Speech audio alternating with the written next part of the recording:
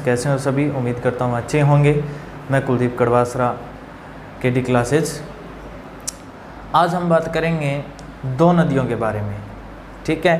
पहली है मैनथा और दूसरी है रूपनगढ़ नदी के बारे में आपको बहुत ही शॉर्ट तरीके से बताऊंगा, समझाऊंगा। सबसे पहले अगर आप इस चैनल पे नए हैं तो सब्सक्राइब बटन को प्रेस कीजिए और बेल आइकन को दबा दीजिए, तो आपको हर नोटिफिकेशन, हर जीके क्लासेस का हर नोटिफिकेशन आपको मिल सके। कोशिश करेंगे हम कि राजस्थान में सबसे सटीक और सबसे सरल तरीके में बताने की कोशिश करेंगे। तो चलिए देखते हैं। आपको क्या करना है, राजस्थान का एक नक्शा ले लेना है और उसमें जयपुर और नागौर और अजमेर, इन तीनों को जिलों पे हमें ध्यान देना है। तो सबसे पहले जयपुर में एक टिक कर लीजिए आप। जयपुर में टिक करते हुए, जयपुर में एक लाइन लेते हुए नागौर में थोड़ा सा एंट्री करवाते ही वहाँ आपको एक टिक और लेना है, एक बिंदु और लेना है। और फिर इसको, ये जो मैंने यहाँ राउंड किया है, इसको सांबर झील के नाम से जानते हैं और सांबर झील में इसको गिरा देंगे। फिर इसी प्रकार अजमेर में एक बिंदु लेओगे आप और अजमेर में ही दूसरा बिंदु, और ये इसमें आ जाएगा। अब बात करते हैं कि जयपुर के अंदर मैंने आपको यहाँ बिंदु लेने के लिए कहा था, ये कौन सी नदी है? ये है मैनथा। कौन सी नदी है? मैनथा। और जिसका दूसरा नाम क्या है? इसको मैनथा और मैंठा के नाम से भी जानते हैं, ठीक है। दो नाम के नाम से जानते इसको, नदी।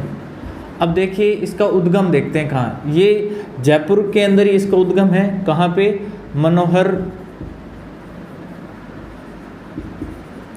मनोहरपुर थाना,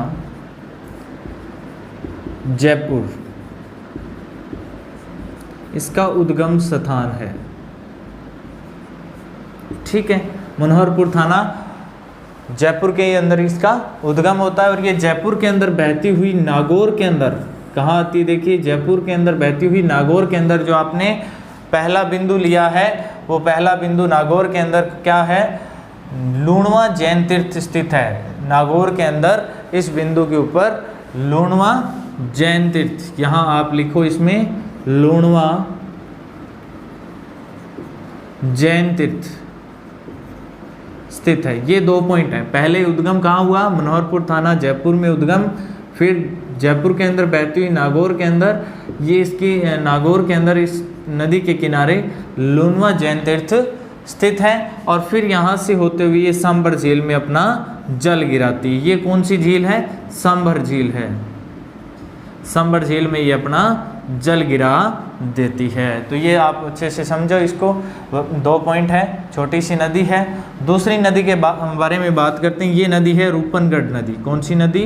रूपनगढ़ नदी। और रूपनगढ़ का उद्गम स्थान जो है वो है अजमेर के अंदर। एक गांव है जिसका नाम है कुचिल नामक स्थान, इसके नाम से जानते हैं। उद्गम कहाँ होगा इसका?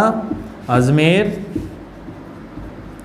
कुचिल नाम की कोई जगह है, वहाँ पे इसका उद्गम होता है बच्चों। बहुत ही आसान तरीके से इस पॉइंट लीजिए। बस 2 पॉइंट है। 2 पॉइंट आपको मैंदा पे लेने हैं और 2 पॉइंट आपको रूपनगढ़ नदी पे लेने हैं। तो उसी प्रकार हमने पहला पॉइंट बिंदु था उद्गम कहाँ है इसका? कुचिल नामक का स्थान है अजमेर के अंदर। और ये अजमेर के अंदर ही बहती हुई, ये दूसरे ज़िले में नहीं जाती। दूसरा पॉइंट इसके, यानी दूसरा पॉइंट के ऊपर क्या है? दूसरे पॉइंट पे निम्बारक संप्रदाय की सलेमाबाद है, जहाँ निम्बारक संप्रदाय स्थित है। सलेमाबाद, 2 ही चीज़ याद रखनी आपको।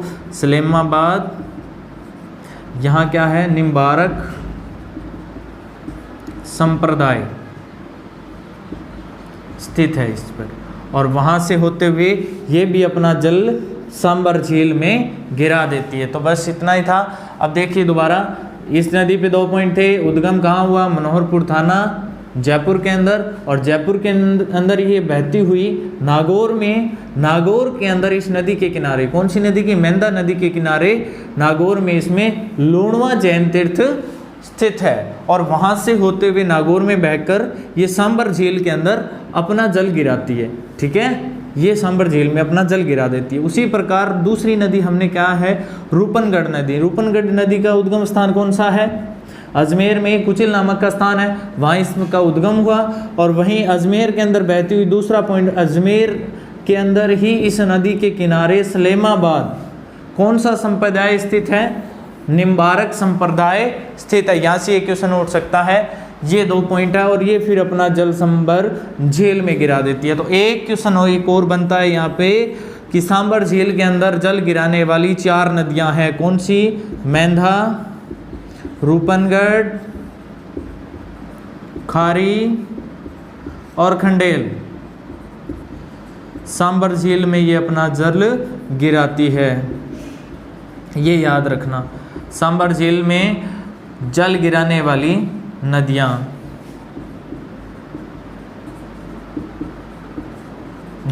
कुल नदियां हैं 4। सांबर झील के अंदर 4 नदियां जल गिराती है। कितनी नदियां जल गिराती है? 4। मेंथा, रूपनगढ़, खारी नदी, खंडेल नदी जो सांबर झील के अंदर जल गिराती है। तो ये दोनों नदियों के बारे में शॉर्ट ट्रिक था। राजस्थान के नक्शे में आप इस प्रकार से इसको बनाइए और इसका नोट्स वगैरह तैयार कीजिए। ठीक है, थैंक्स, धन्यवाद।